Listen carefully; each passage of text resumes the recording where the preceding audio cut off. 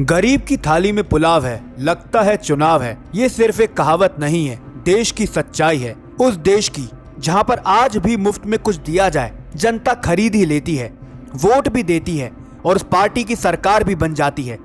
ऐसा नहीं है सिर्फ एक पार्टी या सरकार ऐसा कर रही हो।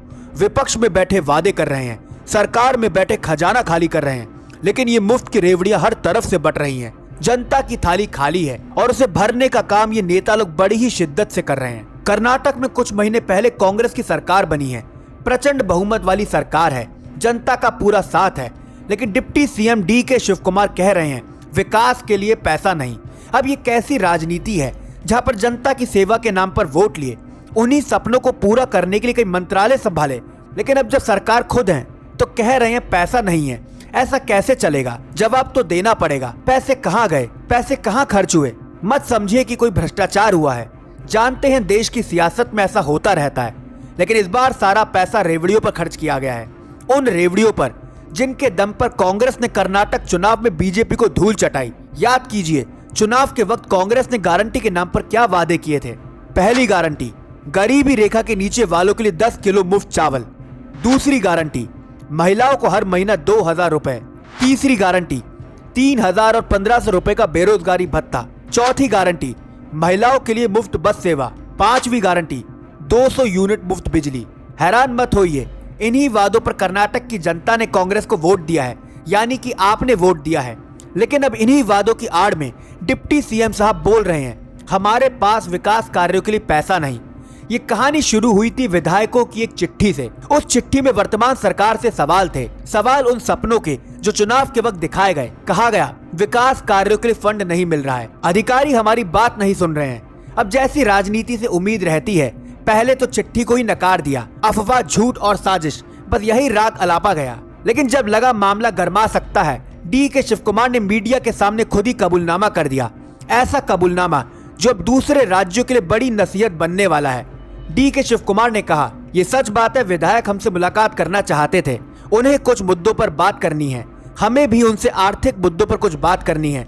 ये समझने की जरूरत है, अभी हमें 40,000 करोड़ तो 5 गारंटी पूरी करने के लिए अलग रखने हैं। हम विकास पर इस साल खर्च नहीं कर पाएंगे, सिंचाई या पीडब्ल्यूडी विभाग पर खर्च नहीं कर पाएंगे। हम जानते हैं विधायकों की उम्मीदें ज्यादा हैं, इसलिए कह दिया है थोड़ा इंतजार कीजिए। ये क्या आलम है जहां नेता को कहना पड़ रहा है विकास के लिए पैसा नहीं है, विधायक इंतजार कर लें। सच्चाई तो ये है कि रेवड़ियों का वादा करते समय एहसास ही नहीं हुआ कि कितने पैसे खर्च हो जाएंगे, लेकिन हमने हिसाब लगाया है, पूरा लगाया है।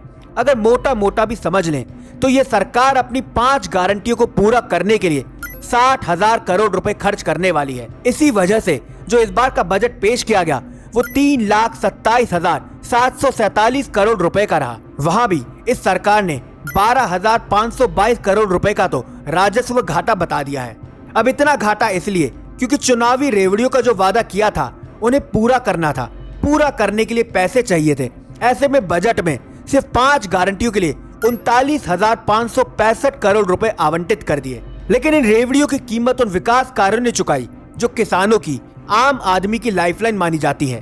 पीएम किसान के लिए जो पैसे आवंटित किए जाते थे उसमें 40% की कमी, जल संसाधनों और सिंचाई विभाग के लिए 17% की कमी, ग्रामीण विकास और पंचायत राज वाले विभाग में 13% की कमी। सुना था कुछ पाने के लिए कुछ खोना पड़ता है, लेकिन यहाँ तो लोगों के विकास के साथ ही समझौता हुआ है। कुछ को खुश करने के लिए कई की जरूरतों को नजरअंदाज कर दिया गया। खैर ये कोई अकेले कर्नाटक की कहानी नहीं है, मामा शिवराज के मध्य प्रदेश चले जाइए, रेवड़ियों की बौछार तो वहाँ भी मिल जाएगी। चुनावी राज्य राजस्थान चले जाइए, फ्री की बाढ़ आई हुई है, रेस लगी हुई है, बस आगे पीछे की बात है। अब जब रेवड़ियों की बात कर ही दी है तो आरबीआई की इस रिपोर्ट के बारे में भी जान लीजिए।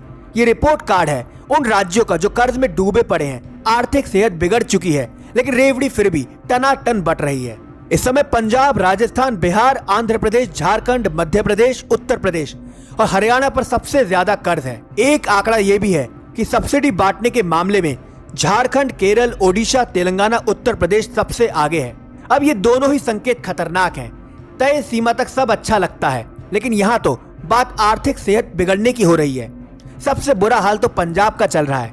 आरबीआई ने कह दिया है 2025-27 तक पंजाब पर उसकी जीएसडीपी का 45% से ज्यादा कर्ज हो सकता है। अब संकेत साफ है, बिगड़ती हालत जग जाहिर है, लेकिन राजनीति भी तो करनी है, इसलिए रेवड़ियां बटती रहेंगी और जनता भी वोट करती रहेगी।